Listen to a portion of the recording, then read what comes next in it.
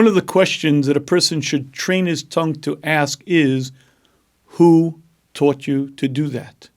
Who taught you that? And what I mean by that is, if a person will look out into the wild kingdom and ask the question, who taught you to do that, you might find some wondrous things going on. Let me give you an example.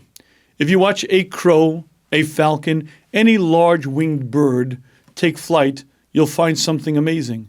Before the bird flaps its wings, it does a vertical jump. It jumps off the ground. And only once it's done a nice vertical leap does it begin flapping its wings. Now, why is that? Why didn't the bird just begin flapping its wings on the ground?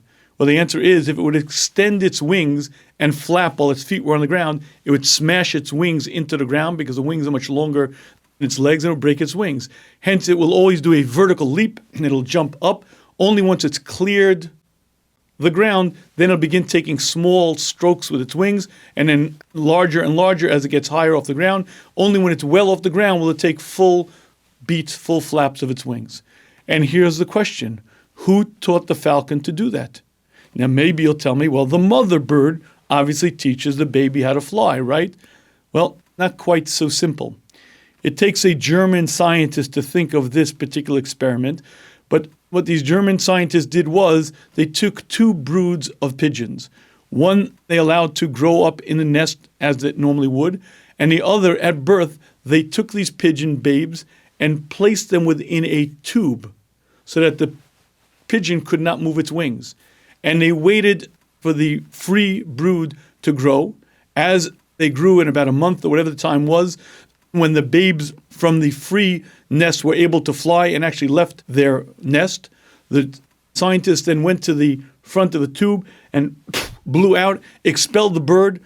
The bird, which had spent its life now in that tube, now found itself in the air and instantly began beating its wing in proper coordination and instantly began flying.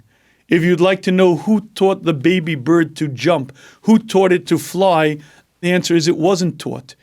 Invested within it is all of the wisdom that it needs for its survival as well as the survival of its species and told. And when a person begins studying the wild kingdom, he sees such wisdom manifest and says to himself, what a wondrous creation.